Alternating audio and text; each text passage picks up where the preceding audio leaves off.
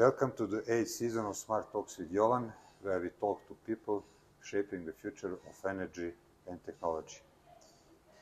I'm joined by Mr. Cleophas Ogutu, Project Manager for AMI and GIS Data Cleanup at Kenya Power and Lighting Company. He is an electrical engineer with over 14 years of experience and has played a key role in moving Kenya Power Lighting Company from traditional meters to full smart metering system. He also led a major GIS data cleanup and loss reduction effort between 23 and 25 and brings insights from projects across Africa, Europe, Asia, and the Middle East. Cleophas, welcome. It's a great time to have you with us. Pleasure. Okay, we'll start with the first question of our interview. Given your experience while working as project manager at Kenya Power Lighting Company, particularly in the field of digitalization and smart metering, could you share more about your involvement and specific projects related to the rollout of smart meters? Thank you very much, Jovan, and thank you for inviting me for this interview that will give me an opportunity to share with the world and also to shed more light in the specific question that you've answered. I can say about Kenya Power digitalization, smart metering, it has been both a journey and an experience. And why am I using those two keywords? It has been a journey because a journey is where you set off, you go somewhere for a mission. It is a reason why you don't just walk in the path at times, and you say you are there for a journey. And it has been an experience, and I like that very much applicable for my situation because mine has been not just an experience far away, but an experience hands-on, where you conceptualize the idea, you are given an opportunity to design, you go about designing, you participate in the process of procuring that which you designed, you implement the process itself, then now you come and assess the impact. So that is basically why I like to use the word a journey and the experience. So what has been the journey and what has been the drive of a utility like ours in matters digitalization, matters smart metering? We are now talking of GIS, and I would like to bring it in terms of what were the drives and how did we package it and what did we do. So basically the biggest drive on embracing this kind of technology in a utility like ours, most of them in Africa, is always first to combat theft of electricity, loss reduction, both technical and commercial losses. Then you come to the need for us all to enhance our customers' experience or customer satisfaction. That is also very important. You go to issues to do with also workforce management. That is also very important. You want to do planning based on some real data, analyzed over a period of time.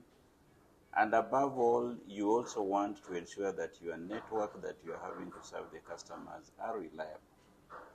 So I would like to package it in the manner by which we have had it. I joined almost 15 years ago in this company. We started embracing smart metering, to be specific.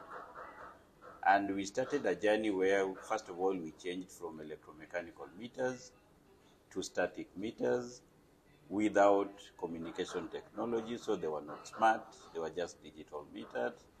Then we moved now from static meters to smart meters which support telecommunication, and we've also had an enhancement or some improvement even as we go into the smart metering. So what has it been? When we moved from electromechanical meters to static meters, what was the company trying to address? One big reason was the issues to do with accurate meter reading.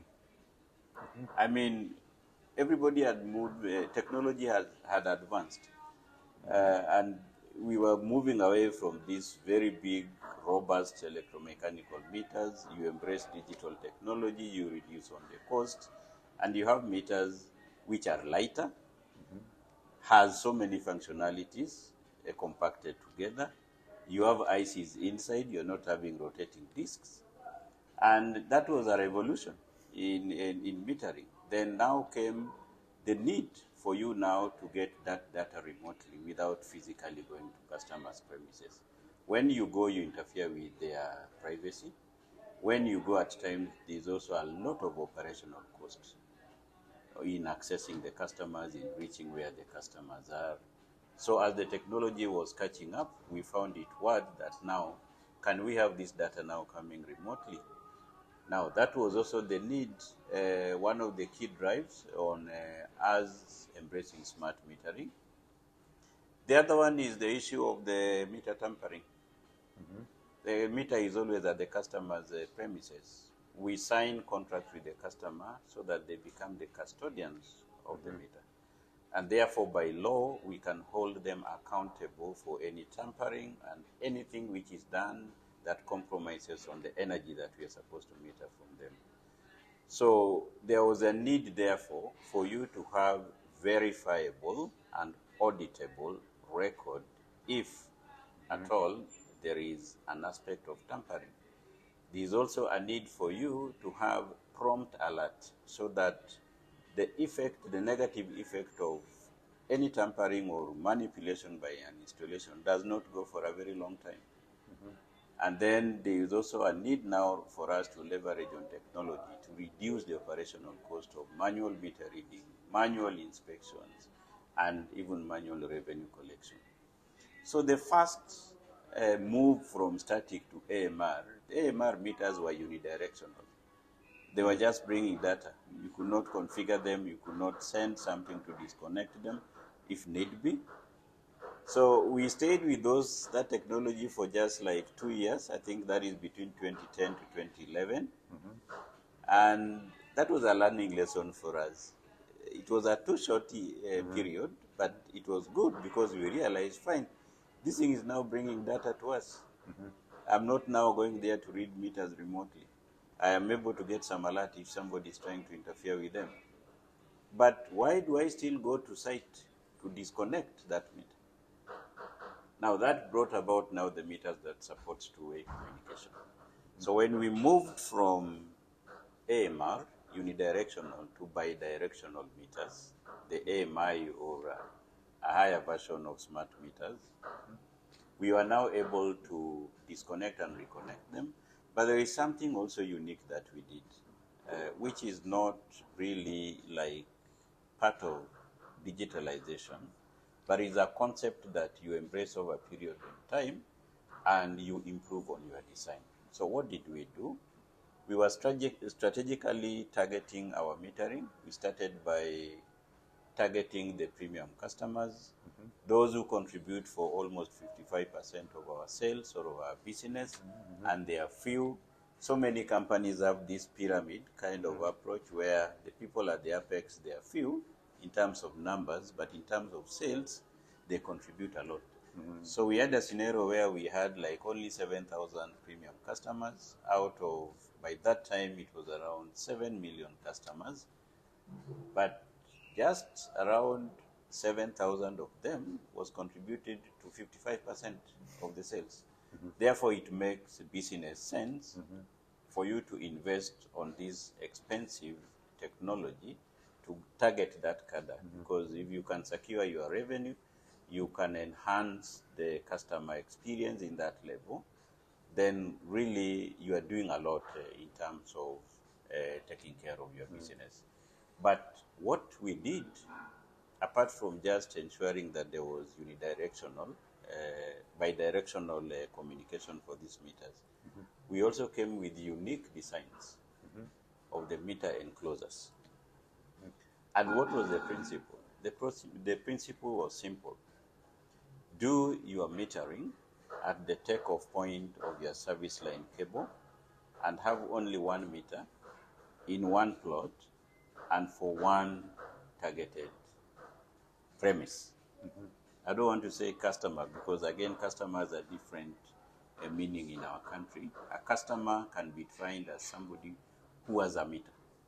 So in a big building, you might find there are so many people with many meters, but we came up with a design where you meter at the take-off point of the service line cable before it disappears anywhere. And what was the reason? The reason was, even if you have a very good smart meter, but you allow the service line cable that goes to it to run for some distance, maybe concealed somewhere, somebody can still come and form a T-joint. Somebody can join another cable and take that energy somewhere. The meter at the very final end will not detect that. So to avoid that kind of interference with the electricity energy, and also to avoid collusion with our staffs, with the customers, we decided we are putting this meter at the take-off point of the service line cable. And by that decision, it meant that now you need to design for meters which can withstand the outdoor weather conditions. So you look at now, we came with a smart enclosure, weather resistance. The IP64 or IP54 now comes into being. You need to look into how that meter box will be anchored. You need to look into how the meter will withstand all the weather conditions inside it. So that's another very wonderful component that we did when we were moving from AMR into now the first set of AMI meters. And then on the system side, we had a headend. We did not have a meter data management system. So we continued with that one. We got 3 suppliers.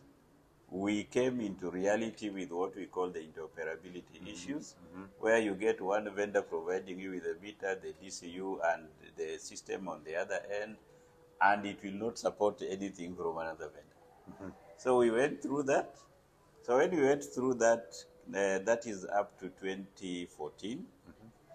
Come 2015 there, the reality of interoperability came in. So we started again scoping for another project that was now going to bring the meter data management system, because on that platform you can integrate either so many headends, or you can allow that meter data management system to support meter from other vendors. Yeah.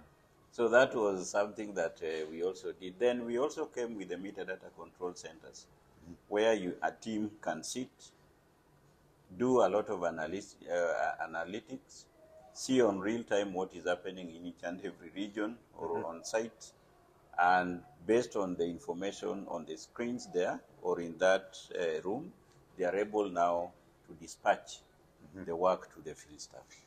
So that brought us up to now where we are with the matters smart metering. Okay, but okay, you mentioned some data, but our next question is what is the current status of smart metering system implementation in Kenya in terms of coverage, technology, and key stakeholders? So you mentioned that you cover some meters with smart meters. If I understand, all premium customers you mentioned, 7,000 of premium customers, you replace smart meters in their premises. And also, do you have how many totally you have smart meters with communication, and what communication technology you use? If you can give us a little more details about that. Good. I'll now come to that in terms of categorization and how we've systematically deployed smart metering. Our company has a customer base of almost 9.8 million customers. And out of those 9.8 million customers, around 650,000, that is the cadre that includes the very premium customers. Locally here we call them the large power. In other markets they are called C&I, commercial and industrial. And immediately after commercial and industrial we have the SMEs, small medium enterprises. Now the large power is about 10,000. And if now you combine the large power and the small medium enterprises, you come to around 650,000. So meaning the SMEs alone are around 640. Now this category of SMEs and C&I or large power, in total they contribute to 85% of our revenue. Now that is the category where we have deployed the smart metering. We have the metadata management system. So completely, you have 650,000. Maybe we not maybe. I think I checked. We have around 610. Okay, so 40,000 in that category are still either with the static meters or with the fast version of AMR meters. But that's another opportunity. Which in the next maybe 2 years we should be able to cover that category. We want to protect that. Around 8 million of our customers. So you can see 9.8 removes 0.6 something. You remain with almost 9.2.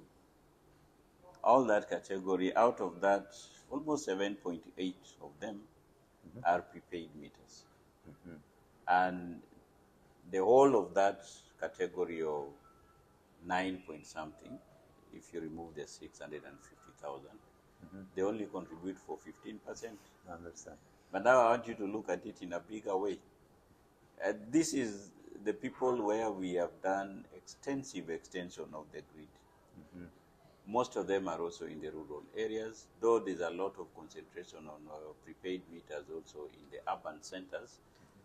You find them in the informal centers. We call them slums, yeah? Yeah, those are informal settlements, very, very small businesses.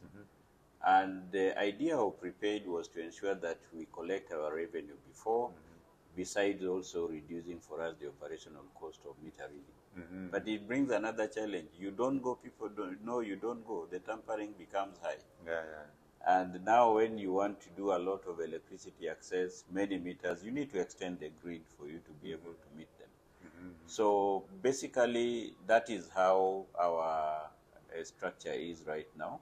650,000, out of which 610 are already on smart meters. Around 40,000 are still not on smart meters. That block contribute to 85%. The rest, most of them are... Okay, tell me for that 100,000 customers with smart meters, what communication technologies do you use on the field? That's a very good question. We tried until we've now settled for GPRS. GPRS? Yes. And we rely on third-party mobile providers, the telcos, to give us that service. But there's a huge opportunity there because why are we purely using GPRS? There's a time we did a pilot on PLC. It did not work. I think we are a little bit disadvantaged as a utility with the right specs that we can use to support PLC. And basically also the grid is noisy. It has a lot of noise in it. It has a lot of poor workmanship can also cause that, can compromise PLC. What is the coverage of GPRS or what is rate of successful communication with GPRS? Are you satisfied? If all is good, we do more than 90%. So coverage is good. Yeah, so sustained. Unless there's a problem with the system, maybe there's a problem with telcos themselves, or but there is a plant shutdown. Meters are all around the country. Correct. In not only urban area, also rural area. No. You see, when you look at the premium customers, they are densely distributed. So you will even find a very big industry in a remote place, and since it's a large power customer, they will have the GSM network. So we can say that telco operator in your country perform good job. There is a good coverage of GPRS in the country. Correct. Yes, there is. Okay. And we rely on 2 telcos. which have proven to be very effective. We've been with them, I think, from 2010, when we started with the AMR. But I heard that it is not usual situation in Africa, that in many countries GPS coverage is not so good. As I think we are a little bit fortunate in that line, our GPRS coverage, signal strength is good. I think most of them are now doing 4G reliably, but the meters can communicate with as low as even 2G. When you upgrade, the backward compatibility also comes in. Maybe a meter which was supporting 2G will still work with a 4G. So we are a little bit advantaged on that line, but we are not advantaged on the cost. We pay slightly more than $1 per meter per month. Yes. How much dollar per meter per month? In terms of communication? Yeah. Yeah, that's why I'm telling you, it's slightly around 1.2 or $1, depending on the negotiations that we have with telcos. And you are not happy with that price, or it is okay for you? No, we are not happy with we are not very happy with the price. And if we are to go everything smart, because again, if you look at the price of non-smart prepaid meters and a prepaid and a smart meter, because I don't want to say smart prepaid, a smart meter is a smart, it can support both. So if you look at non-smart prepaid and a smart meter, the price difference is very small. But now if you look at the advantages that can come with a smart meter, then you'd rather go smart meter. But now therein comes the expensive cost of telecommunication. Tell me, you have how many telco operators you have in the country? There are many. There are many. Maybe around 16. So maybe competition can decrease the price. Now, there's competition and there's also loyalty. We are working with the two major ones. That maybe in each and every market we have bulldozers. So I don't think it would have been cheaper and more reliable as these ones were, even if we go to the others. So these two have been good. Okay, you have good service there. Yes. It is also important. Yes. Tell me, you mentioned a few pilots with PLC communication. What kind of PLC you try? And you was not satisfied? That is a very interesting question. I will answer this in terms of what we specified and also in terms of what the people who deployed that PLC claimed to have given us. So I'll just say we are using G3 PLC, but I'm saying that with a caution because you remember I told you we are a little bit disadvantaged as a utility. What are the parameters that we can check for certainty to prove that we are using G3 PLC? So I'm talking of what we specified. I'm talking of what those people claimed to have given us. But for certainty, being an engineer, I would wish I talk from some verifiable So you are parameters. not sure, do you implement G3 No, on the field? I can say as an engineer, I would talk very confidently after taking measurements. But I'm talking after the purported suppliers told us that this is what we supply you against this. So basically we can say you are using G3 PLC, but the utility is disadvantaged with the aspect of testing and confirming. Yes. Okay, but you can ask for certificates. Fine, we do that. Sure. We do that. That is true. Yes. So based on that, yes. Yeah, there are people who have given us certificates that they comply with the G3 PLC. Do you think about G3 PLC hybrid? Correct. G3 plus PLC plus RF. Good. That is it. I've heard of many utilities thinking of that. We would also want to maybe it can be a solution for better communication. Yes. Because it is advanced system than PLC alone. That's a good one. Yeah. Yes. Okay, our next question is, are there national plans or strategies that foresee a large-scale rollout of smart meters in the coming years? And how are regulatory bodies in Kenya encouraging or guiding the development of smart metering rollout through laws and regulation. So now we speak about the rest of meters, not 650, which are 85% of sales, but we speak the rest of the meters. Do you have plan to do rollout, or do you have any obligation from regulatory? That I would answer it in two folds. One, what is happening in the country, and what is the government saying? The government is very keen on utilities and many companies that we have operating from a platform of actual data, not simulated, not estimated, not just something that you have. And now, on that basis, indirectly, the government is saying you have to go digital, you have to go smart meters. And we have no option. Because for all customers. Definitely, that's where we are going, for all customers.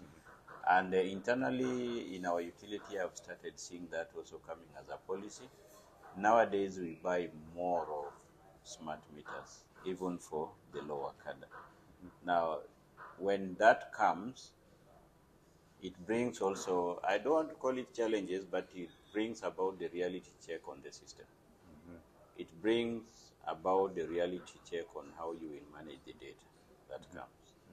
Yeah, so the answer is yes, by natural law or by implied law, because of what also the government wants, we are moving there. Yes. So there's a situation where I'm seeing maybe in the next 5 years, we will have all our meters smart. To do complete rollout? The rollout might not be like replacing what is existing, it will be gradual. So as we buy some communication device. Yes, as we buy some new meters, we take care of the growth in the customer, and we also replace the ones which are aging or the ones which are tampered. But I don't see that big project of turning everything into smart. I'm seeing step to step, or the gradual way of us converting into all meters being smart. But you expect to do that in 5 years? 5 or 10 on the 5 highest. or 10 years? Yes. For the rest of 9.4 million?